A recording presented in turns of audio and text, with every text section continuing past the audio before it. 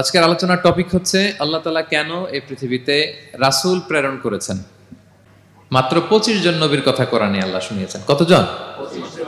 আল্লাহ বলেন রুসুলান কদ কসাসনাহুম আলাইকা মিন ক্বাবলু ওয়া রুসুলান লাম নাকসুসহুম আলাইক। নবী হে, অনেক রাসূলের কথা আপনাকে শুনিয়েছি, আবার অনেক রাসূলের কথা আমি শোনাই নাই। যাদের কথা শোনানোর প্রয়োজন মনে করেছি তাদের কথাই আমি শুনিয়েছি। তাহলে আমরা বুঝলাম কোরআনে বর্ণিত হয়েছে কয়জন নবী রাসূলের নাম? সবাই বলবেন আওয়াজ করে, কয়জন? 25 জন। এবং এই 25 জন নবীর মধ্য থেকে 6 জনের নামে আল্লাহ 6টা সূরা ডেডিকেট করেছেন কোরআনে। 6টা সূরা উৎসর্গ করেছেন। সূরা ইউনুস, সূরা ইউসুফ, সূরা ইব্রাহিম, সূরা মুহাম্মদ, সূরা নূহ, সূরা হুদ। 6 জন নবী। কয়জন নবী?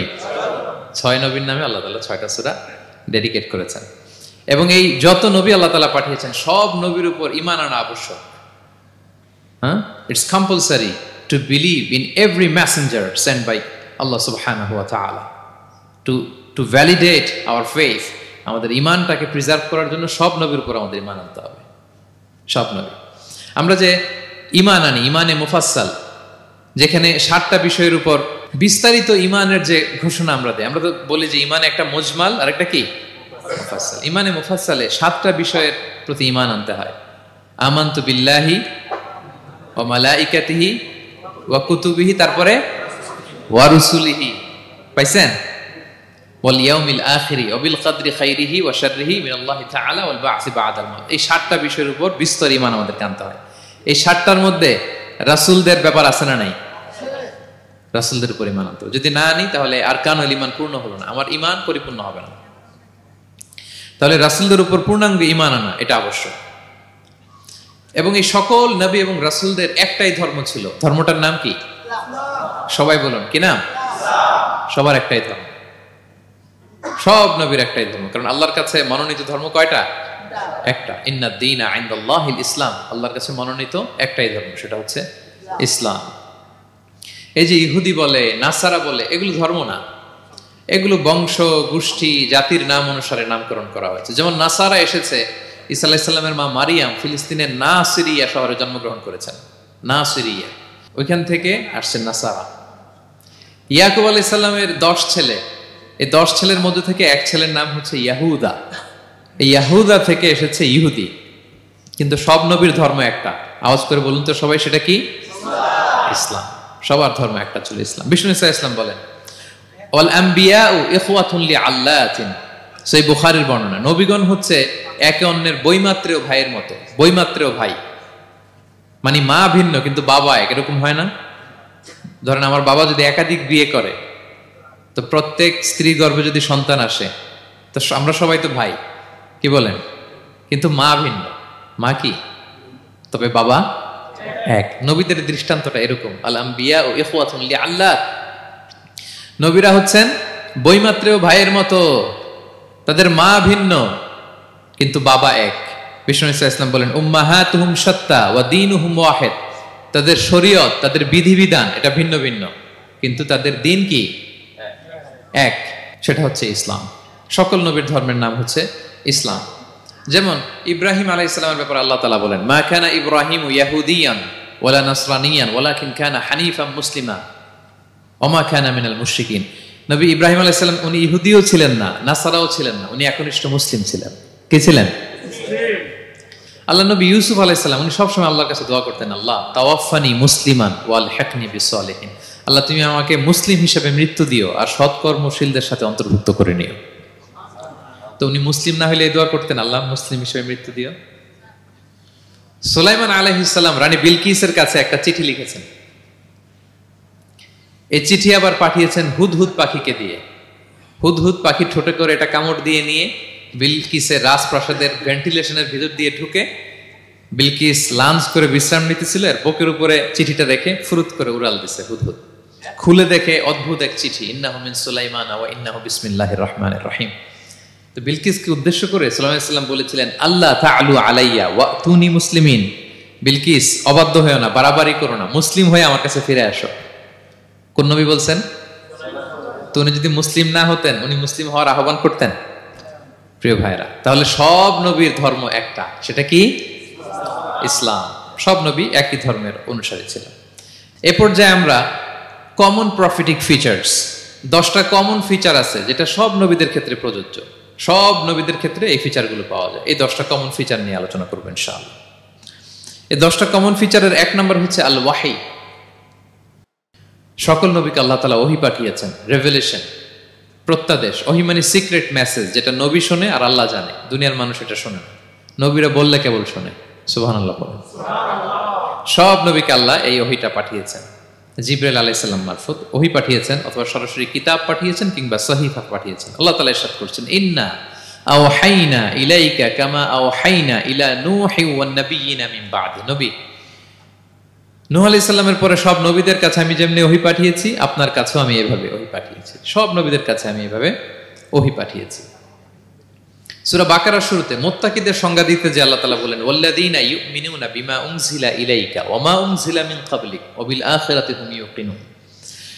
মানে নবী হে, মুত্তাকি তো তারা যারা আপনার উপর যে কিতাব নাজিল হয়েছে এটার উপরও ঈমান আনে, ওয়া মা উনজিলা মিন ক্বাবলিক, এর আগে যত কিতাব নাজিল হয়েছে তার উপরও ঈমান আনে। তা আমরা যদি শুধু কোরআনের উপর ঈমান আনি হবে? তার আগে যত কিতাব, আসমানি কিতাব নাজিল হয়েছে এগুলোর উপরও ঈমান আনার দরকার আছে না নাই? বলেন বলেন। তাওরাতের উপর ঈমান আনতে হবে, জাবুর, ইনজিল, সুহুফে ইব্রাহিম ও মূসা সবগুলোর উপর ঈমান আনতে হবে। তো এই ওহীগুলো আল্লাহ তাআলা নাজিল করেছেন। তাহলে 1 নাম্বার কমন ফিচার হচ্ছে আল্লাহ তাআলা ওহী পাঠিয়েছেন, সব নবীকে ওহী দিয়েছেন। 2 নাম্বার ফিচার হচ্ছে same language of the people. নবীকে আল্লাহ তাআলা যেই জাতিগোষ্ঠীর কাছে পাঠিয়েছেন তিনি ওই জাতির ভাষাতেই কথা বলেছেন। ধরেন মালয় এলাকাতে যদি আল্লাহ নবী পাঠান আর ওই নবী যদি আরবিতে কথা বলে, তা আমাদের মালয়েশিয়ান ভাইরা বুঝবে? আচ্ছা, আরব দেশে যদি আল্লাহ একজন নবী পাঠান, ওই নবী ধরেন যে ম্যান্ডারিনে কথা বলে, চাইনিজ ভাষায়, আরবরা বুঝবে? চায়নাতে ধরেন আল্লাহ তাআলা এক নবী পাঠালো, সে ওখানে যে হিন্দি ভাষায় কথা বলে, চাইনিজ লোকেরা বুঝবে না। তাহলে যেই জাতির কাছে আল্লাহ পাঠাইছেন ওই জাতির ভাষা দিয়ে আল্লাহ নবীকে পাঠাইছেন। সুবহানাল্লাহ। আল্লাহ তাআলা ইরশাদ করেন, ওয়ামা আরসালনা মির রাসূলিন ইল্লা বিলিসানি কওমিহি লিউবাইয়িনা লাহুম। আল্লাহ তাআলা যত রাসূল পৃথিবীতে প্রেরণ করেছেন, বিলিসানি কওমি, যে জাতির কাছে প্রেরণ করেছেন ওই জাতির ভাষায় প্রেরণ করেছেন, যাতে করে নবীর কথা এরা বুঝে। নবীরা এসেছেন বাণী বাহক হয়ে। এখন এই বাণী যদি বুঝতে না পারে তাহলে কাজ হবে? এজন্য প্রত্যেক নবীকে আল্লাহ তাআলা যে জাতির কাছে পাঠিয়েছেন ওই জাতির ভাষায় পাঠিয়েছেন। 3 নাম্বার হচ্ছে সকল নবীকে আল্লাহ তাআলা very good standard of character দিয়েছেন। চারিত্রিক দৃষ্টিকোণ থেকে অতুলনীয় ছিল এক একজন নবী। পা থেকে মাথা পর্যন্ত কালো দাগ ফেলার মতো কিছু ছিল না। আল্লাহু আকবার। মাসুম ছিলেন। আহলুস সুন্নাহ ওয়াল জামাআর আকীদা হচ্ছে প্রত্যেক নবী ছিলেন মাসুম, কোনো গুনাহ করেন নাই, নিষ্পাপ প্রতিটা নবী। সর্বোত্তম চরিত্র দিয়ে আল্লাহ তাআলা, অনুপম চরিত্র দিয়ে আল্লাহ তাআলা তাদেরকে পাঠিয়েছেন। আল্লাহ তাআলা বলেন, ওয়া ইন্নাকা লাআলা খুলুকিন আযীম, and verily you are on a very good standard of character. নবী হে, আপনি চমৎকার একটা ক্যারেক্টারের উপর প্রতিষ্ঠিত। আপনার আচরণের মতো, ক্যারেক্টারের মতো আচরণ অতুলনীয়, পৃথিবীতে দ্বিতীয়টা খুঁজে পাওয়া যায় না, ঠিক কি না? কারণ নবীরা যদি মডেল হন, তাদের আচরণ যদি ভালো না হয়, তাহলে মানুষ কি তাদেরকে গ্রহণ করবে? মানুষ তো তাদের কাছ থেকে শিখবে, জানবে। তো জন্য তাদের আচরণ চমৎকার হওয়ার দরকার আছে না নাই? চমৎকার আচরণ, চমৎকার চারিত্রিক মাধুর্য দিয়ে আল্লাহ তাআলা পৃথিবীতে এক একজন নবীকে প্রেরণ করেছেন। সব নবীরা ভেরি গুড স্ট্যান্ডার্ড অফ ক্যারেক্টারের অধিকারী ছিল। 4 নম্বর হচ্ছে প্রত্যেক নবীকে আল্লাহ তাআলা মিরাকেল দিয়েছেন, মানে মুজিজা, as a proof of their prophethood. তাদের নবুয়তির প্রমাণ হিসেবে আল্লাহ তাআলা তাদেরকে মিরাকেল দিয়েছেন, মুজিজা। যেমন সালেহ আলাইহিস সালামকে আল্লাহ তাআলা মুজিজা দিয়েছিলেন। তার জাতির কাছে যখন তিনি দাওয়াত দিলেন, তারা বলল, সালেহ তুমি যে নবী এটা আমরা বুঝবো কি করে? এক শর্তে আমরা তোমার উপর ঈমান আনতে পারি। সালেহ আলাইহিস সালাম বললেন, কি শর্ত? বলতেছে, এই যে পাহাড় দেখো, এই পাহাড়ের ভেতর থেকে যদি একটা উট বের করো, 10 মাসের গর্ভবতী একটা উটটা বেরোবে, বেরোয় বাচ্চা দিবে, সাথে সাথে আমরা ওটার দুধ দহন করে খাবো, এরপর আমরা ঈমান আনবো। চিন্তা করছেন কত শর্ত? পাহাড়ের ভেতর থেকে কি বের করে দেখাইতে হবে? উট। উনি আল্লাহর কাছে দোয়া করলেন, আল্লাহ বললেন কবুল। তবে কথা না শুনলে কিন্তু খবর আছে। বলছে ঈমান আনবে, ঈমান না আনলে কিন্তু খবর আছে। উনি দোয়া করলেন, আল্লাহ কবুল করলেন। পাহাড় বিদীর্ণ হয়ে একটা বিশাল আকৃতির উট বের হয়ে আসলো। 10 মাসের গর্ভবতী উট, মুহূর্তে এটা ডেলিভারি করলো একটা উটের বাচ্চা, এবং দুধ দিতে আরম্ভ করলো, ওলান ভর্তি দুধ, সবাই পেট ভরে দুধ খেলো। খাওয়ার পরে কয় তুমি জাদুকর। খাওয়ার পরে সাল্লাল্লাহু আলাইহি সাল্লাম কি বলে, ইউ আর এ ম্যাজিশিয়ান, তুমি জাদুকর, তুমি তো বড় ভেলকিবাজ সালে, তুমি পাহাড়ের ভিতরে ভেলকি ঢুকাই দিছো। আল্লাহ তাআলা তাদেরকে একটা সাউন্ড গ্রেনেড, প্রচন্ড শব্দ তরঙ্গ দিয়ে ধ্বংস করে দিলেন, কানের পর্দা ফেটে সবগুলো লাশ হয়ে জমিনে পড়ে রইল। তাহলে এই যে সাল্লাল্লাহু আলাইহি সাল্লাম যেটা দেখাইছেন, এটা কি ভেলকি ছিল, ম্যাজিক ছিল, কি ছিল, মুআজিজা, miracle. As a proof of their prophethood, তাদের নবুয়তির প্রমাণ হিসেবে আল্লাহ তাআলা তাদেরকে মুআজিজা দিয়েছেন। মূসা আলাইহিস সালামের মুআজিজা কি ছিল, লাঠি। ফাআলকাহা ফাইযা হিয়া হাইয়াতুন তাসআ, ওই লাঠি রেখে দিলে মুভিং স্ন্যাক হয়ে যেত, নড়তেছে সাপ, ছবল মারবে এরকম। সুবহানাল্লাহ, এটা কি ম্যাজিক ছিল, কি ছিল, মুআজিজা। ঈসা আলাইহিস সালামকে আল্লাহ তাআলা মাইন্ড ব্লোয়িং মুআজিজা দিয়েছেন। অন্ধ ব্যক্তির চোখে হাত বুলিয়ে দিলেই দৃষ্টিশক্তি ফিরে পেত, ধবল রোগী, কুষ্ঠ রোগীর গায়ে টাচ করে দিলে স্কিন পরিষ্কার হয়ে যেত, মৃত ব্যক্তিকে দাঁড়াতে বললে মুহূর্তে দাঁড়িয়ে যেত। কুম বিইযনিল্লাহ, আল্লাহর আদেশে দাঁড়াও বললে লাশ জীবিত হয়ে দাঁড়িয়ে যেত। বেলকিবাজি ছিল এটা, কি ছিল? বিষ্ণু ঈসা ইসলাম দাওয়াত দিচ্ছেন কুরাইশদেরকে, ওরা মানে না। বিষ্ণুনবী পাগল পড়া, বললেন আচ্ছা বলো কুরাইশের লোকেরা কি বললে বিশ্বাস করবে যে আমি সত্য নবী, কি বললে বিশ্বাস করবে? তারা বলল মুহাম্মদ ওই যে আকাশের চাঁদ, এটার 2 ভাগ করে দেখাইতে বললে বিশ্বাস করবো তুমি সত্য নবী। কি আবদার দেখছেন, হ্যাঁ? নবীদেরকে পেয়ে মামুর বাড়ির আবদার নিয়ে আসছিল এক এক জাতিগোষ্ঠী।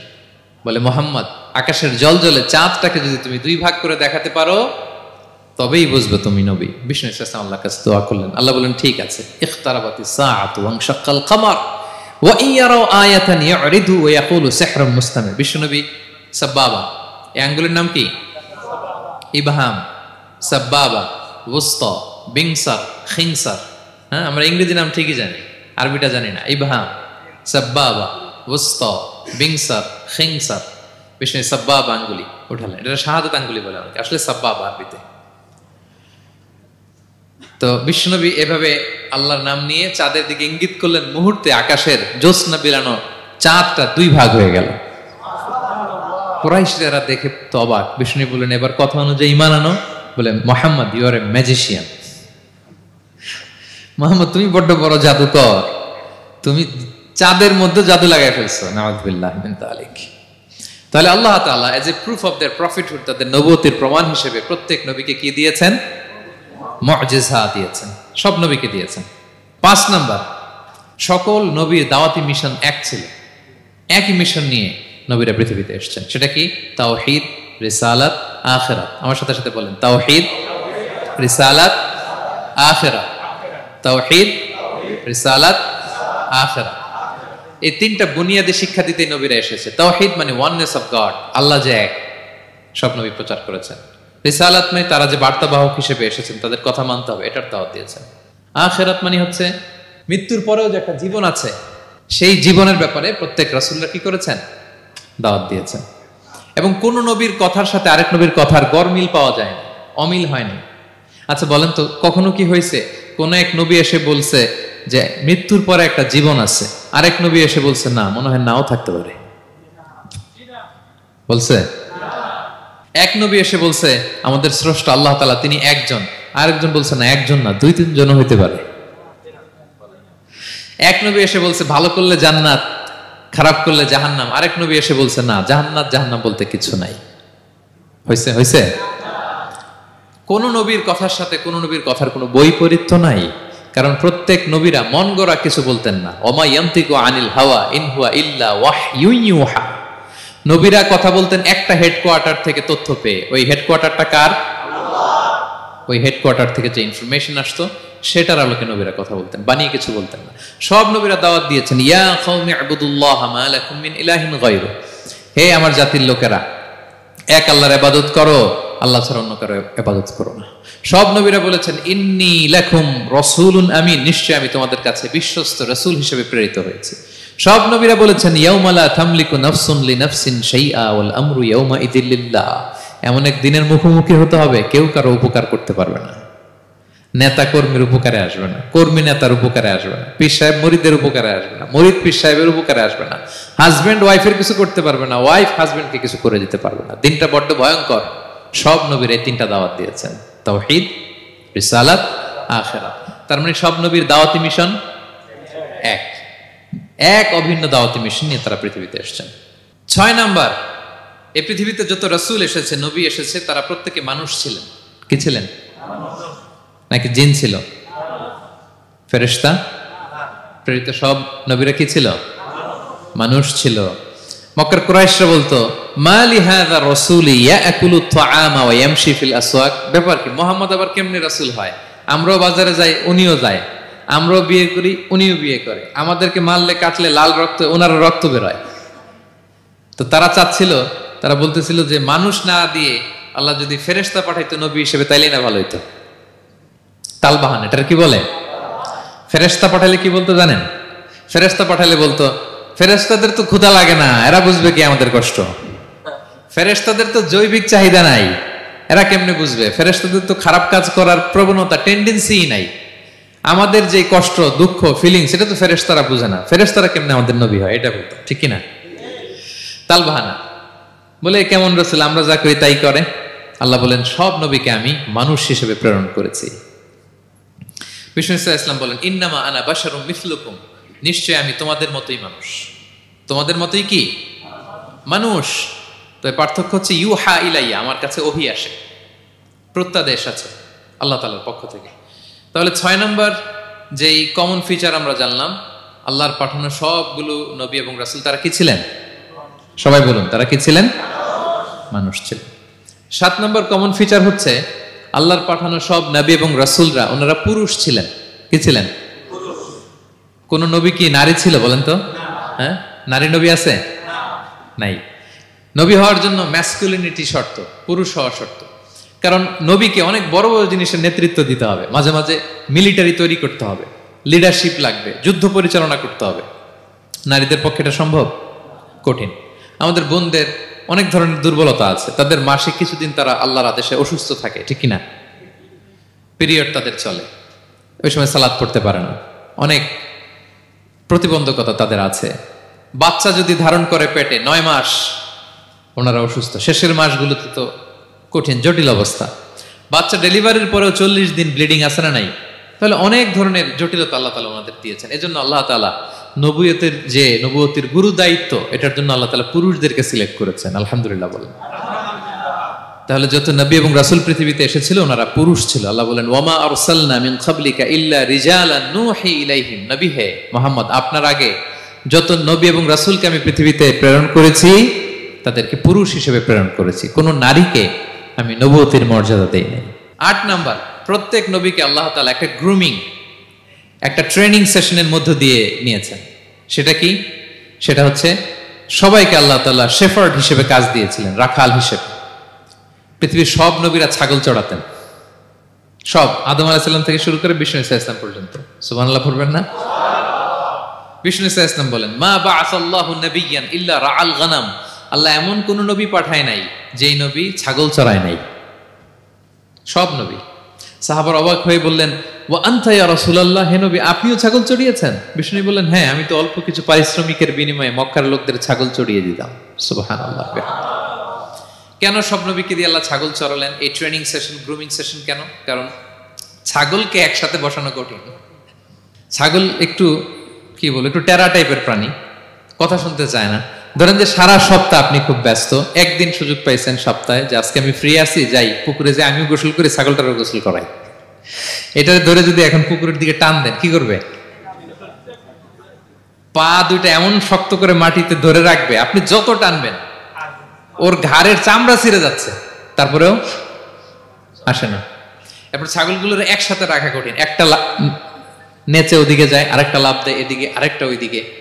এদেরকে যদি কেউ একত্রিত করতে পারে, তাহলে এই জাতিকে, মানব জাতিকে একত্রিত করা তার জন্য একেবারে সহজ, পানি ভাত, ঠিক কিনা? এজন্য আল্লাহ এই মানব গোষ্ঠীর উপর লিডারশিপ কায়েমের আগে ছাগল চড়িয়েছেন। এবং যারা মরুভূমিতে ছাগল চড়ায়, যে শেফার্ড গুলো, যেই রাখালগুলো, তাদের অনেক শক্তিশালী হইতে হয়। গায়ে শক্তি না থাকলে ছাগল চড়ানো যায় না, কিন্তু লাঠি নিয়ে হই হই করে পিছনে দৌড়াইতে হয়, নেকড়ের ছোবল থেকে ছাগলগুলোকে রক্ষা করতে হয়, বাঘ নেকড়ে এগুলো থেকে বাঁচাইতে হয়। তার মানে এটা করার মধ্য দিয়ে এই জাতিকে কিভাবে জাহান্নামের আগুন থেকে বাঁচাবে নবীদের ওই ট্রেনিং হয়ে যায়। সুবহানাল্লাহ।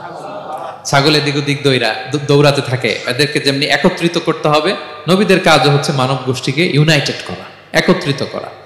এজন্য আল্লাহ তাআলা মা বাআসাল্লাহু নাবিয়্যান ইল্লা রাআল গানাম, এই পৃথিবীতে এমন কোন নবী পাঠান নাই যেই নবীকে দিয়ে আল্লাহ তাআলা ছাগল চড়ান নাই। সব নবীর মধ্যে এটা কমন। 8 নম্বর পয়েন্ট। 9 নম্বর পয়েন্ট হচ্ছে enmity from their own people. যত নবী দাওয়াত নিয়ে আসছে তারা চ্যালেঞ্জের মুখোমুখি হয়েছেন, শত্রুতার মুখোমুখি হয়েছেন। কেউ ওনাদের জন্য রেড কার্পেট রিসেপশন দেয় নাই। নবীদের পথ ছিল বড় পিচ্ছিল, এটা কুসুমাস্তীর্ণ ছিল না, কণ্টকাকীর্ণ। কেউই সহজে মেনে নেয় নাই। দাওয়াত দিছে তো রিজেক্ট, সবাই প্রত্যাখ্যান করেছে, সবাই প্রত্যাখ্যান করেছে। এটা কমন ছিল, প্রত্যেক নবীকে এটা মুখোমুখি হতে হয়েছে। Mockery, vulgarism, oppression, mental torture, physical torture and what not, সব ধরনের। ইভেন অনেক নবীকে হত্যা করা হয়েছে দিনের দাওয়াতের কারণে। বনি ইসরায়েলের লোকেরা তাদের নিজেদের 70,000 নবীকে নিজেরা হত্যা করেছে। এমনকি আমার নবী বিশ্বনবী মুহাম্মদ রাসূলুল্লাহ সাল্লাল্লাহু আলাইহি ওয়াসাল্লামকে হত্যার ষড়যন্ত্র করা হয়েছিল। আল্লাহ তাআলা দয়া করে বিশ্বনবীকে হিজরতের ব্যবস্থা করে দিয়ে প্রাণে বাঁচিয়েছেন, মক্কা থেকে মদিনাতে পাঠিয়ে দিয়েছেন। তাহলে এই পথ বড় কঠিন ছিল, নবীদের পথ সব নবীর জন্য, এক্সেপ্ট সুলাইমান এবং দাউদ আলাইহিস সালাম, তাদের কথা ভিন্ন। এছাড়া সব নবীরা এই সংগ্রাম, এই বিরোধিতা, এই শত্রুতা, এই জেলাসি এগুলোর মুখোমুখি হয়েছে পৃথিবীর সকল নবীরা, সকল নবীরা। বিষ্ণু ইসা ইসলাম ঘুমাতে পারে নাই একটা রাত শান্তিতে। বিষ্ণুর বায়োগ্রাফি যদি আপনি পড়েন, জীবনে যদি পড়ে দেখেন, প্রত্যেকটা নবীর জীবনে এই কষ্টকর মুহূর্তগুলো ছিল। শত্রুতা সব নবীকে পোহাতে হয়েছে। বিষ্ণু ইসা ইসলামের কাছে যখন প্রথম নাজিল হলো ইকরা বিসমি রাব্বিকাল্লাযী খালাক, সূরা আলাকের প্রথম কয়টা আয়াত? 5 আয়াত নিয়ে কোরআনের ভারে নতুন রেভেলেশন পেয়ে বিষ্ণুনবী কাঁপতে আরম্ভ করলেন। কাঁপতে কাঁপতে জ্বর এসে গেল বিষ্ণুনবীর গায়ে, নিচে নেমে আসলেন। খাদিজা রাদিয়াল্লাহু তাআলা আনহাকে বললেন, জাম্মিলুনি জাম্মিলুনি, আমাকে কম্বল চাপা দাও, আমার খুব শীত লাগছে, আমার জ্বর এসে গিয়েছে। কাঁপতে লাগলেন বিষ্ণু ইসলাম। খাদিজা রাদিয়াল্লাহু তাআলা আনহার এক চাচাতো ভাই ওয়ারাকা ইবনে নাওফল ছিল ইনজিল কিতাবের পণ্ডিত। খাদিজা রাদিয়াল্লাহু তাআলা আনহা বিষ্ণুনবীকে নিয়ে চাচাতো ভাইয়ের কাছে গেলেন, যে বলেন, ভাই ওরাকা, দেখেন তো মুহাম্মদ কি বলে, সে কি দেখছে, কি নিয়ে আসছে, কাঁপতেছে আর বলতেছে আমি মরে যাব, আমাকে কম্বল চাপা দাও। ওরাকা বললেন, মুহাম্মদ কে এসেছিল বলতো? বিষ্ণু জিবরাইল ইসলামের বর্ণনা দিলেন। কি বলেছে বলতো? 5 আয়াতের বর্ণনা বিষ্ণু ইসলাম দিলেন। তখন বিষ্ণু ইসলামের কথা শুনে ওরাকা বলল, তোমার কাছে যে এসেছে ওয়াহুয়ান নামুস, মানে জিবরিল, সে সব নবীদের কাছে এসেছে। মুহাম্মদ তুমি নবী হবা, তুমি কি হবা? তুমি নবী হবা, আখিরি নবী হবা তুমি। যে তোমার কাছে এসেছে সে সব নবীদের কাছে ওহী নিয়ে এসেছিল।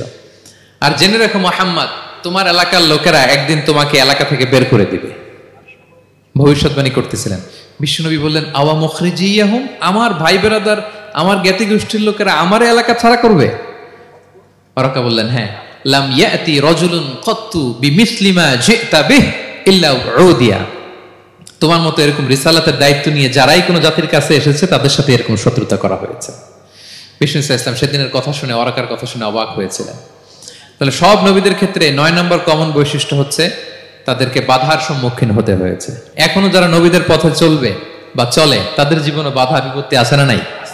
হ্যাঁ, তারা জেনে বুঝেই এই পথে এসেছে, তারা হিসাব মিলিয়েই এই পথে নেমেছে।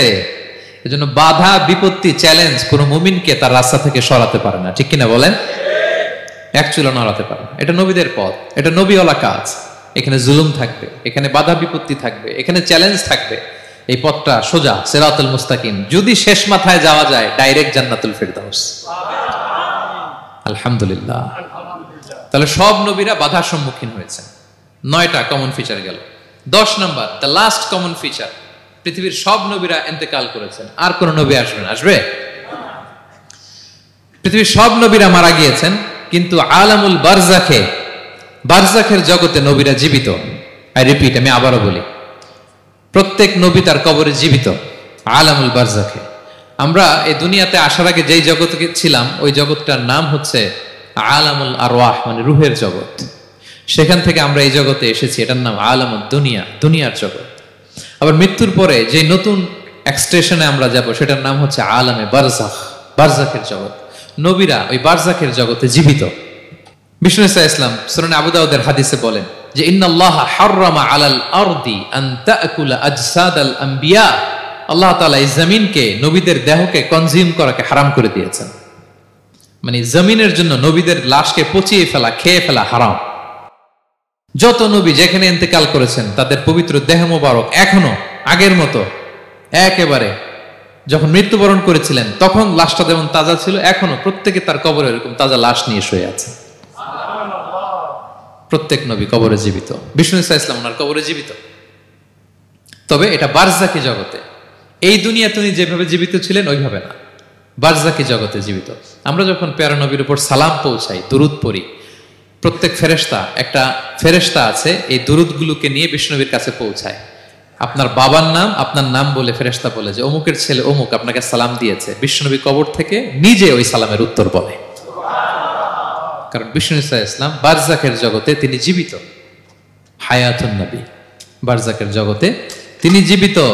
আরেক হাদিসে বিষ্ণু ইসলাম বলেন আল আম্বিয়া ও আহিয়াউন ফি কুবুরিহিম ইউসাল্লুন, নবীরা তাদের কবরে জীবিত, সেখানে তারা সালাত আদায় করে। নবীরা তাদের কবরে কি করে? সালাত আদায় করে।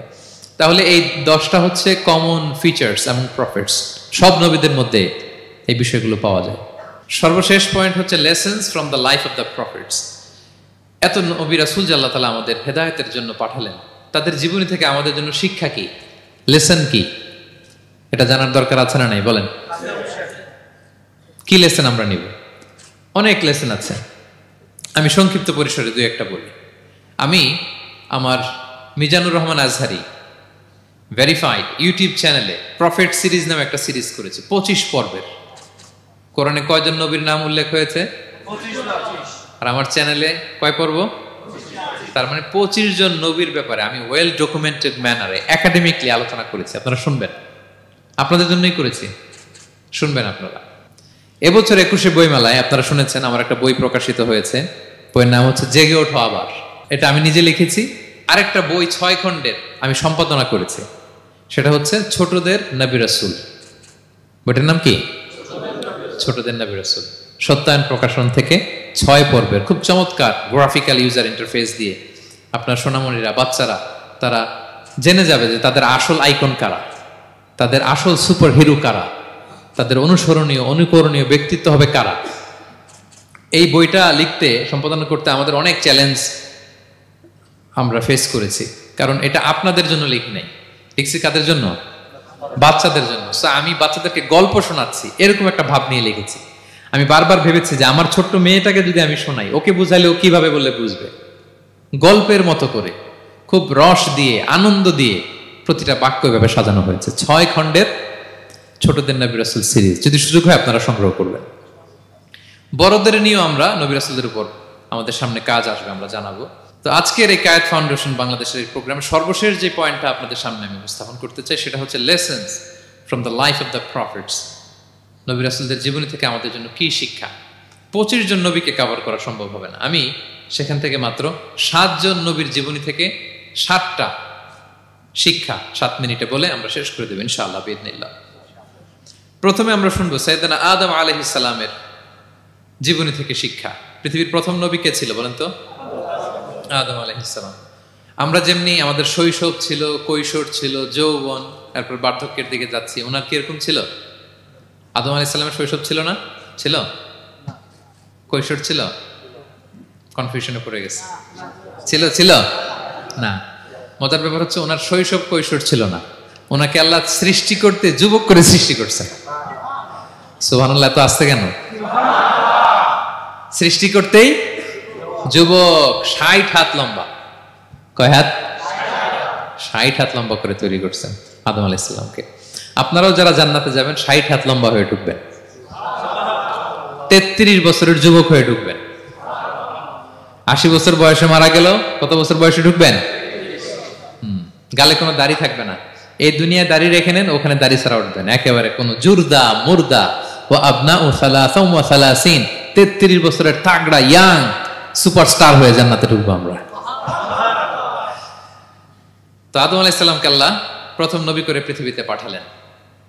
ওনাকে জান্নাতে সব খাইতে বললেন যে সব খাও, একটা গাছের কাছে যেও না। কিন্তু শয়তান সে তার মিশন নিয়ে আসছে, সে আদম আলাইহিস সালামকে ভুলভাল বোঝালো, আদম আর হাওয়াকে, যে একটা কাজ করো, আল্লাহ তাআলা তোমাকে না করছে কেন জানো? আল্লাহ তো চায় না তুমি জান্নাতে থাকো, আল্লাহ চায় তোমাদেরকে দুনিয়াতে পাঠাই দিবে। তো তুমি যদি ওই গাছের ফল খেয়ে ফেলো, আল্লাহ আর দুনিয়াতে পাঠাইতে পারবে না। কিন্তু আল্লাহ চায় তোমাদেরকে কই পাঠাবে? কিন্তু যদি গাছের ফল খেয়ে ফেলো আর পাঠাইতে পারবে না। এজন্য আল্লাহ নিষেধ করছে গাছের ফল খায় না। চিন্তা করছেন? উল্টা, পুরো উল্টোটা বুঝাইছে। তো ভুল করে সাইয়েদনা আদম আলাইহিস সালাম, হাওয়া আলাইহিস সালাম খেয়ে ফেলছেন এই ফল। খাওয়ার পরেই আল্লাহ তাআলা পাঠাই দিলেন পৃথিবীতে, যাও জমিনে যাও, এই জান্নাতে আর থাকা যাচ্ছে না। কাঁদতে আরম্ভ করলেন আদম আর হাওয়া আলাইহিস সালাম, কাঁদতে কাঁদতে অনুতপ্ত হয়ে আল্লাহর কাছে দোয়া করলেন। তো পুরো আদম আলাইহিস সালামের জিন্দেগির সবচেয়ে বড় শিক্ষা হচ্ছে রিপেন্টেন্স, অনুতপ্ত হওয়া। কি হওয়া? অনুতপ্ত হওয়া। আমরা ভুল করব, কুল্লুকুম খাত্তাউন, আমরা সবাই পাপী। সবাই কি পাপী? কে পাপ করি না? আমরা সবাই পাপী।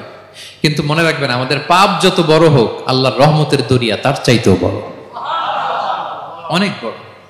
তিনি দয়াময়, তিনি মেহেরবান, তার দয়ার শেষ নাই, তার মায়ার শেষ নাই। তার রহমতের দরিয়া যে কত বড় আপনি কল্পনাও করতে পারবেন না। শয়তান আর আমাদের মধ্যে পার্থক্য হচ্ছে, শয়তান পাপ করে পাপে অটল থাকে, কিন্তু বিশ্বাসীরা পাপ করার সাথে সাথেই ক্ষমা চায় কার কাছে? এটা হচ্ছে আদম আলাইহিস সালামের জীবনী থেকে আমাদের জন্য সবচেয়ে বড় লেসন। সাইয়েদনা আদম আলাইহিস সালাম উনি ভুল করে যখন বুঝতে পারলেন, অনুতপ্ত হলেন, চোখের পানি ছাড়লেন। 2 ফোঁটা পানি আল্লাহর কাছে সবচাইতে প্রিয়। এক হচ্ছে জেহাদের ময়দানে মুজাহিদের গা বেয়ে ঝরে পড়া রক্তের ফোঁটা, 2 হচ্ছে অনুতপ্ত বান্দার চোখের পানির ফোঁটা। অনুতপ্ত বান্দা নিজের ভুল স্বীকার করে মাথাটা নিচু করে চোখের পানি ছেড়ে দিয়ে যখন আল্লাহর কাছে কাঁদে, তার চোখের পানি চোখ বেয়ে নাকের ডগা বেয়ে জমিনে ড্রপ করার আগেই আল্লাহ তার সব গুনাহ মাফ করে দেয়। সাইয়েদনা আদম আলাইহিস সালাম কাঁদতে আরম্ভ করলেন, কাঁদতে কাঁদতে অনুতপ্ত হয়ে দোয়া করলেন, রব্বানা যালামনা আনফুসানা ওয়া ইল্লাম তাগফির লানা ওয়া তারহামনা লানাকুনান্না মিনাল খাসিরিন। রব্বানা, হে আমাদের রব, যালামনা আনফুসানা, আমরা আমাদের নফসের উপর জুলুম করেছি, ভুল করেছি, অন্যায় করেছি, অপরাধ করেছি। ওয়া ইল্লাম তাগফির লানা, আল্লাহ তুমি যদি ক্ষমা না করো, তুমি যদি মাফ না করো, লানাকুনান্না মিনাল খাসিরিন, আল্লাহ আমরা ধ্বংস হয়ে যাব, আমরা ক্ষতিগ্রস্ত হয়ে যাব, আমরা লুজার হয়ে যাব। এই বাক্যগুলো বলে বলে যখন আল্লাহ তাআলার কাছে দোয়া করলেন, আল্লাহর রহম হলো। আল্লাহ দয়া করে সাইয়েদনা আদম আর হাওয়া আলাইহিস সালামকে ক্ষমা করে দিলেন। ক্ষমা করে আবার জান্নাতের এন্ট্রির ঘোষণা দিলেন যে আবার দুনিয়ার জীবন শেষ করে আসো, যেখান থেকে আসছিলে আবার ওখানে ঢুকতে পারবা। তাহলে আদম আলাইহিস সালামের জীবন থেকে আমরা যে লেসনটা পাই সেটা কি ভাই? বলেন বলেন। অনুতপ্ত হওয়া, রিপেন্টেন্স। আমরাও যদি জীবনে ভুল করি কি করবেন? ভুলের উপর অটল থাকবেন? অনড় থাকবেন? একগুঁয়ে ধরে বসে থাকবেন? সীমা লঙ্ঘন করবেন? আমরা ক্ষমা চাইব। কার কাছে ক্ষমা চাইব? ক্ষমা দেওয়ার জন্য তিনি বসে থাকেন। শেষ রাতে আল্লাহ প্রথম আসমানে চলে আসেন। প্রথম আসমানে এসে ডাকতে থাকেন, আলা মিন মুস্তাগফিরিন আগফির আলা, কে ক্ষমা চাবা? কে পাপ করেছে, জুলুম করেছে, বলো, আমি ক্ষমা দেওয়ার জন্য আসছি। আলা মিন মুস্তারজিকিন আরযুক আলা, কার রিজিকের দরকার, কার চাকরি নাই, কার ব্যবসা মন্দা, আমার কাছে চাও, আমি আল্লাহ বাড়িয়ে দেব। কার কি লাগবে বল, আমি দেব। আল্লাহ তাআলা দেওয়ার জন্য আসছে, আমি নেয়ার জন্য উঠতে পারি না। আমরা যেন আল্লাহ তাআলার কাছে চাই বেশি বেশি, এবং ভুল করলে যেন আমরা অনুতপ্ত হই। ভুল করলে আমরা কি হব? সাইয়েদনা আদম আলাইহিস সালামের জীবন থেকে আমরা এটা শিখলাম। 2 নম্বরে সাইয়েদনা নূহ আলাইহিস সালামের লাইফ থেকে আমরা কি শিখি? ওনার লাইফ থেকে আমরা শিখি হচ্ছে কনসিস্টেন্সি, মানে লেগে থাকা। ভালো কাজের জন্য কি করা? লেগে থাকা। উনি 950 বছর দাওয়াত দিয়েছিলেন ওনার জাতিকে। কয় বছর বলেন তো? 950 বছরের দাওয়াতি কার্যক্রমের ফলে উনি ফলোয়ার জোটাইতে পারছেন কয়জন জানেন? 80 জন। কয়জন? 80 জন। এরাই আমাদের পূর্বপুরুষ। আমরা পৃথিবীর সবাই কিন্তু এদেরই নাতিপুতি। এই 80 জনকে নিয়ে উনি নৌকার উপর উঠছিলেন, কিস্তির উপর, আর বাকিটা তো মহাপ্লাবন দিয়ে আল্লাহ ধ্বংস করে দিয়েছেন। ওই 80 জন আবার জমিনে এসে জমিনে আবাদ করা শুরু হলো, ওখান থেকে পৃথিবীর সকল মানুষ। সুবহানাল্লাহ। উনি বলেন ক্বালা রাব্বি ইন্নী দাআউতু কওমি লাইলান ওয়া নাহারা, আল্লাহ আমি দিন রাত এক করে আমার জাতি গোষ্ঠীকে দাওয়াত দিয়েছি। ফালাম ইয়াজিদহুম দুআই ইল্লা ফিরারা, কিন্তু আমারে দেখলে লোকগুলো ভেগে ভেগে যায়। আর কি করে? আমার কথা যেন শুনতে না হয় এরা কানে আঙ্গুল দিয়ে রাখে আর মুখে কাপড় পেঁচিয়ে রাখে। নূহ আলাইহিস সালাম তারপরও থামতেন না, কন্টিনিউয়াস দাওয়াতি কাজ। লোকজন নূহ আলাইহিস সালামকে পিটিয়ে আধামরা করে কাঁথা দিয়ে পেঁচিয়ে পাহাড়ে রেখে আসতেন। ওইখান থেকে এসে নূহ আলাইহিস সালাম আবার দাওয়াত দিতে শুরু করতেন। What a consistency! কিভাবে লেগেছিলেন! 950 বছর তিনি দাওয়াত দিয়েছেন, মাত্র 80 জন ফলোয়ার হয়েছিল। তাহলে আমরা অল্প দাওয়াতি কাজ করেই আমরা হতাশ হয়ে যাই। হায় রে আমার কথা শুনলো না, হায় রে আমার কথা পৌঁছাইল না, হায় রে আমার কাছে এসে কেউ মুসলিম হইল না, হায় রে আমার কথা। অস্থির। আপনার কাজ হচ্ছে পৌঁছে দেওয়া, আপনার কাজ হচ্ছে কোরআনের কথা মানুষকে বলা। এটা দিয়ে কতটুকু কি হবে এটার ফয়সালা কার? তাহলে নূহ আলাইহিস সালামের জীবনী থেকে আমাদের শিক্ষা হচ্ছে কনসিস্টেন্সি। 950 বছর উনি লাগাতার দাওয়াত দিয়েছেন, থামে নাই, হতাশ হয় নাই, হাল ছাড়া নাই। নবীরা কখনো হাল ছাড়ে না। সুবহানাল্লাহ পড়ে। 3 নাম্বার, ইব্রাহিম আলাইহিস সালামের জীবনী থেকে আমাদের জন্য শিক্ষা হচ্ছে ওবিডিয়েন্স, আনুগত্য। কি করে আল্লাহ তাআলার কাছে আনুগত্য করতে হয়। আল্লাহু আকবার। আমি মনে হয় 1 ঘন্টার উপরে আলোচনা করেছি আমার প্রফেট সিরিজ ইব্রাহিম আলাইহিস সালামের জীবনী নিয়ে। ওনার পুরো জীবনটা, আল্লাহ কোনো কিছু বলতে দেরি, আল্লাহর আদেশের সামনে মাথা পেতে দিতে ইব্রাহিম আলাইহিস সালামের দেরি হয়নি। আল্লাহ বলছেন আসলিম, ও ইয ক্বালা রাব্বুহু আসলিম ক্বালা আসলামতু লিরাব্বিল আলামিন। হে ইব্রাহিম সারেন্ডার, সারেন্ডার। সুবহানাল্লাহ। ইব্রাহিম আনুগত্য করো, আল্লাহ আনুগত্য করছি। ওনার সন্তান হয় না 86 বছর বয়সে একটা সন্তান দিলেন আল্লাহ তাআলা। আমাদের এখানে কার বয়স কত? সর্বোচ্চ বয়স কত আছি আমরা? এদিকে 60 বছরের উপর তো কেউ নাই, ঠিক কিনা? 86 বছর বয়সে আল্লাহ সন্তান দিয়েছেন ইসমাঈল আলাইহিস সালাম। কত বছর বয়সে? সন্তানটা আদরের নাকি? হ্যাঁ, আদরের না? শেষ কালে একটা সন্তান পেলেন 86 বছর বয়সে। ইব্রাহিম আর হাজেরার ঘরকে উজাড় করে ফুটফুটে এক সন্তান ইসমাঈল আলাইহিস সালাম আসলেন। ভালোবাসা, আদর যেন ঠিকরে পড়ে, এত গদগদ ভালোবাসা। এবার বললেন যাও হাজেরা আর দুধের সন্তান ইসমাইলকে মরুভূমিতে ফেলে দিয়ে আস। বলতে দেরি, রেখে আসতে দেরি নেই। এটাই হচ্ছে ইব্রাহিম আলাইহিস সালামের আনুগত্য। দুধুমরু প্রান্তরে হাজেরা আর ইসমাইল আলাইহিস সালামকে রেখে আসলেন, চলে আসলেন। বুকটা ফেটে চৌচির, 86 বছর বয়সে একটা দুধ সন্তান পেলাম, দুধের বাচ্চা, আমার স্ত্রী সহ মরুভূমিতে রেখে আসলাম। রেখে আবার থাকাও যাবে না, যাও তুমি ফিলিস্তিনে, এরা থাকবে মক্কায় মরুভূমির মাঝখানে। পরে আল্লাহ জুরহুম কওমের মাধ্যমে এদেরকে পানি, জামজাম অনেক কিছু দিলেন। লম্বা ঘটনার দিকে যাচ্ছে। এরপর হৃদয় যখন ফেটে চৌচির হয়ে যায় তখন আল্লাহ তাআলা বলেন ঠিক আছে যাও, যা একটু ছেলেরা দেখে আসো। এবার যে দেখে ছেলেরা আরো মায়া লাগে, কারণ একটু বড় হয়েছে তো, এবার দৌড়াইতে পারে, হাঁটতে পারে। সুবহানাল্লাহ বলেন। এবার যখন দৌড়াইতে পারে, হাঁটতে পারে, আব্বু আব্বু বলে ডাকতে পারে, মায়াটা যখন একটু গাঢ় হয়েছে, আল্লাহ বলে এবার ছেলেরা জবাই করে। দেখছেন কি পরীক্ষা! 86 বছর বয়সে সন্তান পেল, রেখে আসলো মরুভূমিতে। একটু বড় হইল, দেখা করতে গেল, এবার বলে জবাই করো। জবাই করো বলতে দেরি, ছুরি চালাতে দেরি হয়নি। কুরবানির ইতিহাস, লম্বা ইতিহাস, দিকে যাব। এরপরে আল্লাহ কবুল করলেন। এরপরে বললেন বাপ বেটা মিলে মরুভূমির মধ্যে ঘেমে ঘেমে একটা ঘর বানাও। এরপরে ঘোষণা দাও মানুষকে, যেটা আমার ঘর। বাপ বেটা মিলে কষ্ট করে একটা ঘর বানালেন। এবার বললেন আজান দাও, ঘোষণা দাও, সবাই যেন এখানে আসে। আল্লাহ কারে ঘোষণা দিব? কেউ তো নাই। বলতেছে তুমি ঘোষণা দাও, এই ঘোষণার শব্দ পৃথিবীর সব মানুষের কর্ণকুহরে আমি আল্লাহ নিজ দায়িত্বে পৌঁছে দেব। আমরা যারা রুহের জগতেও তখনও ছিলাম, যারা লাব্বাইক বলতে পেরেছি, তাদের ঠিকই নসিবে ওই কাবা ঘর জিয়ারতের নসিব হয়ে যাবে। উনি ঘোষণা দিলেন, দেখেন কেউ নাই, ধুধুমরু প্রান্তর। আজকের মক্কাকে কল্পনা করেন তো কি অবস্থা। এই রমজানের লাস্ট 10 days অফ রমাদান আপনি জায়গা পাবেন? হজের চেয়েও বেশি মানুষ। কিভাবে আল্লাহ কবুল করেছেন, কিভাবে আনুগত্য, সাবমিসিভনেস, নিজেকে আল্লাহর কাছে পুরো সুপর্দ করা, এর নমুনা সাইয়েদনা ইব্রাহিম আলাইহিস সালাম পেশ করেছেন। তাহলে সংক্ষিপ্ত কথা হচ্ছে, আল্লাহ নবী ইব্রাহিম আলাইহিস সালামের জীবনী থেকে আমাদের জন্য শিক্ষা হচ্ছে অবিডিয়েন্স, আনুগত্য। কিভাবে আল্লাহর আদেশের সামনে মাথা পেতে দিতে হয়, পারা যাবে তো? হ্যাঁ, ওই ইব্রাহিম আলাইহিস সালামের রক্ত আমাদের দেহে বহমান। আমরাও নবী ইব্রাহিমের উত্তরসূরি। নবী ইব্রাহিমের আলাইহিস সালামের মতো আমরাও ইসলামের জন্য জীবন বিলিয়ে দেওয়ার দরকার আছে না নাই? বলেন বলেন। শক্ত পদে আমাদেরকেও এরকম স্যাক্রিফাইসের মেন্টালিটি অর্জন করতে হবে।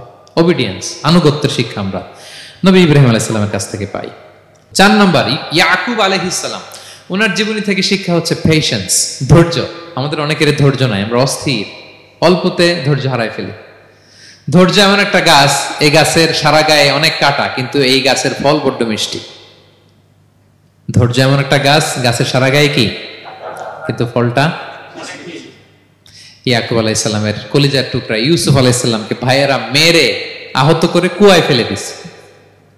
কুয়া থেকে নিয়ে মিশরে বিক্রি করে দিছে। এখন এতিম হয়ে আরেক জায়গায় থাকে, বাবার কলিজা ফেটে যায়, ছিঁড়ে যায়, কিন্তু কাউরে বিচার দেয় না, কাউরে কিছু বলে না। উনি বলে, ইন্নামা আশকু বাসি ওয়া হুজনি ইলাল্লাহ, আমার দুঃখ কষ্ট মনের জ্বালার যন্ত্রণা আমি একজনের বলি, তিনি কে? আল্লাহ। ধৈর্য ধারণ করলেন। প্রাপ্তবয়স্ক অবস্থায় ওনার ছেলে বানিয়ামিন, তাকেও হারালেন। আবার বলে, আমি কাউরে বিচার দিই না, একজনের বলে, তিনি কে? আল্লাহ। এই 2 ছেলের শোকে কাঁদতে কাঁদতে অন্ধ হয়ে গেল।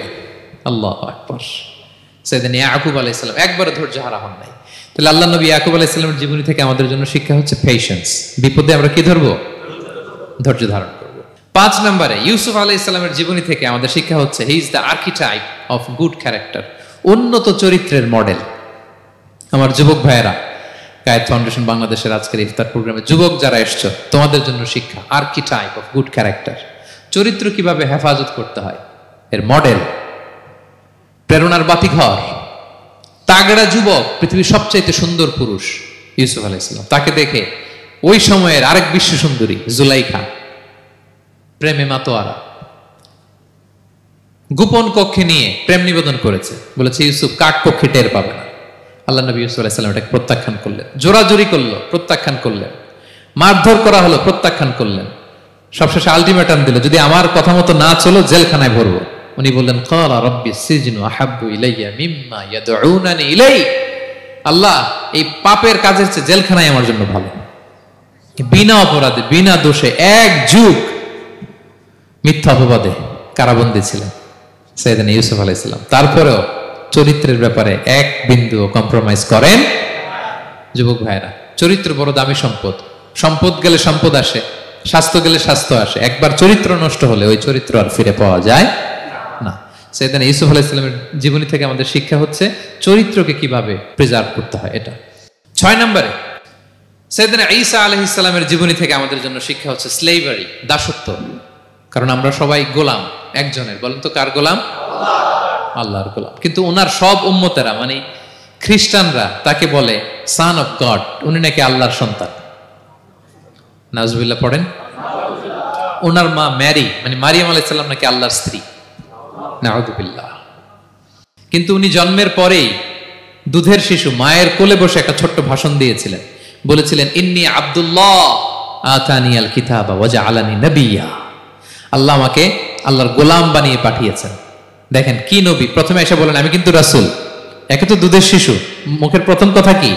ইন্নী আব্দুল্লাহ, আমি আল্লাহর গোলাম। যাতে করে পুরো খ্রিস্ট সমাজের বিরুদ্ধে দলিল হয়ে থাকে যে তোমাদের নবী পৃথিবীতে এসে তার মুখ নিঃসৃত প্রথম শব্দটাই ছিল আমি আল্লাহর দাস, আমি আল্লাহর গোলাম। এবং উনাকে, ওনার মাকে আল্লাহ স্পেশাল ইন্টারোগেট করবেন কিয়ামতের দিন। ঈসা, মারিয়াম, তোমরা কি বলে আসছিলা যে তুমি আমার বউ আর তুমি আমার সন্তান? ওনারা কাচুমাচু করে থার থার করে কাঁপবে আল্লাহর সামনে, কারণ এটা শিরকের প্রশ্ন। তারা বলবে, আল্লাহ আমরা যদি বলতাম আপনি তো জানতেন, আপনি যা শিখিয়েছেন আমরা তাই বলেছি। আল্লাহ জানেন যে উল্টাপাল্টা কিছু বলে নাই, তারপরেও কোটি কোটি মানুষের সামনে এত বিশাল জনগোষ্ঠী কেন এই নবীকে আল্লাহর সন্তান বললো? আল্লাহ তাআলা ঈসা আলাইহিস সালামকেও ছাড়বেন, জিজ্ঞেস করবেন। তিনি বলবেন, আল্লাহ আমি যে তোমার গোলাম এটার দাওয়াত দিয়েছি, আর আজীবন গোলামের মতোই ছিলাম। ঈসা আলাইহিস সালাম কৃষকের সাথে, মজুরের সাথে, কুলির সাথে, ধোপাতের সাথে বন্ধুত্ব করেছিলেন। সমাজের নিচু শ্রেণীর লোকেরা ছিল তার ফলোয়ার। আল্লাহু আকবার। তাহলে সাইয়েদনা ঈসা আলাইহিস সালামের জীবনী থেকে আমরা শিখলাম আমরা সবাই আল্লাহর গোলাম, আল্লাহর দাস। সর্বশেষ নবী, বিশ্ব নবী, পেয়ারা নবী মুহাম্মদুর রাসূলুল্লাহ সাল্লাল্লাহু আলাইহি সাল্লামের জীবনী থেকে কি শিক্ষা? এই শিক্ষা তো বলতে গেলে ঘন্টার পর ঘন্টা লাগবে। একটা শিক্ষা শুধু বলি, সেটা হচ্ছে মার্সি। ওমা আরসালনাকা ইল্লা রাহমাতাল লিল আলামিন, I have sent you as a mercy for the entire universe. নবী হে, আমি আপনাকে গোটা বিশ্বের সবার জন্য রহমত করে প্রেরণ করেছি। তিনি মানুষের জন্য রহমত, তিনি প্রাণীর জন্য রহমত, তিনি পাখির জন্য রহমত, তিনি স্ত্রীদের জন্য রহমত, তিনি উম্মতের জন্য রহমত, তিনি তার ফলোয়ার সাহাবীদের জন্য রহমত। ঠিক কিনা? তিনি কত রহমতের নবী ছিলেন? বিষ্ণু ইসলাম কতটা রহমতের নবী ছিলেন? ছোট্ট একটা উদাহরণ দিয়ে শেষ করি। বিষ্ণু ইসলাম বলেন, লিকুল্লি নাবিয়িন দাওয়া মুস্তাজাবা। আল্লাহ প্রত্যেকটা নবীকে একটা করে দোয়ায়ে মুস্তাজাবা দিয়েছেন। মানে এমন দোয়া, এই দোয়া করতে দেরি কিন্তু দোয়া কবুল হতে দেরি হয়। সব নবীকে আল্লাহ বলছেন, এই নবীরা তোমাদের প্রত্যেককে একটা করে দোয়া করার সুযোগ দিলাম এই দুনিয়াতে, এবং দোয়াটা করার সাথে সাথেই কবুল করে ফেলবো। বিষ্ণু বলেন, লিকুল্লি নাবিয়িন দাওয়া মুস্তাজাবা। সব নবীরা একটা করে দোয়া মুস্তাজাব পেয়েছেন, দাআও বিহা। আর নবীরা ওই দোয়াটা দুনিয়াতেই করে ফেলছে। সব নবীর ওই স্পেশাল দোয়া যেটা করলেই কবুল, ওটা সব নবীরা কি করছে? দুনিয়াতেই করে ফেলেছে। কিন্তু বিশ্বনবী বলেন, ওয়া ইন্নী আখতাবিউ দাওয়াতি শাফাআতান লি উম্মতি ইয়াউমাল কিয়ামা। আমি আমার সেই দোয়াটা এই দুনিয়ার বুকে অন্যান্য নবীদের মতো করি নাই। আমি আমার দোয়াটা আমার গুনাহগার উম্মতের জন্য কিয়ামতের কঠিন দিনে তারা যখন মুসিবতে পড়ে যাবে, ওই মুসিবত থেকে বাঁচার জন্য ওই দোয়াটা আমি আমার উম্মতের জন্য রেখে দিয়েছি। ওয়া ইন্নী আখতাবিউ দাওয়াতি শাফাআতান লি উম্মতি ইয়াউমাল কিয়ামা। সব নবীরা এই দোয়াটা করেছে, দুনিয়াতেই কবুল হয়ে গিয়েছে। কিন্তু বিষ্ণুনবী বললেন, আমি চাইলে এই দোয়াটা করতে পারতাম। তায়েফের ময়দানে বিষ্ণুনবী ওই দোয়া করলে বিষ্ণুনবীর গা দিয়ে রক্ত ঝরে না। কুরাইশদের সাথে বিষ্ণুনবীর 3 বছর জেল খাটা লাগে না। মদিনাতে বিষ্ণুনবী অনেক না খেয়েছিলেন, পেটে পাথর বেঁধেছিলেন, দোয়া করলে জান্নাত থেকে খাবারের বস্তা চলে আসতো, মুহূর্তেই কবুল। জীবনের কোনো কঠিন পরিস্থিতিতে বিষ্ণুনবী এই দোয়াটা করে নাই। বিষ্ণুনবী বলেন, আমি আমার এই দোয়াটা স্পেশালি আমার গুনাহগার উম্মতের জন্য রেখে দিয়েছি। কিয়ামতের কঠিন ময়দানে আমার গুনাহগার উম্মত যখন বিপদে পড়ে যাবে, তাদেরকে ওই বিপদ থেকে বাঁচানোর জন্য ওই দোয়াটা আমি প্রিজার্ভ করে দিয়েছি। বিষ্ণু ইসলাম আমার জন্য এই দোয়াটা রেখে দিয়েছেন। প্রিয় ভাইয়েরা, এই দোয়াটা আপনার জন্য রেখে দিয়েছেন। বিষ্ণুনবী দোয়াটা আমাদের জন্য রেখে দিয়েছেন। চাইলে এই দুনিয়াতে এই দোয়াটা করতে পারতেন, করেন নাই। সব নবীরা করে ফেলেছেন।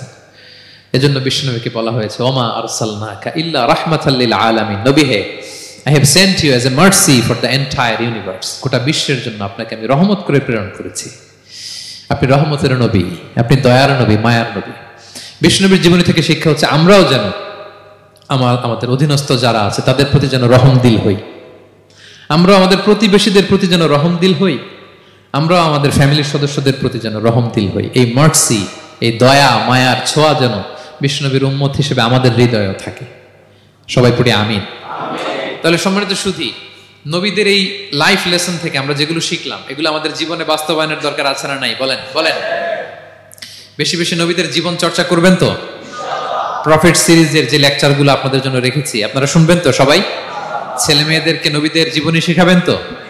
তারাই হচ্ছে আমাদের রিয়াল হিরো, তারাই হচ্ছে সুপার হিরো। দে আর আওয়ার আইকন।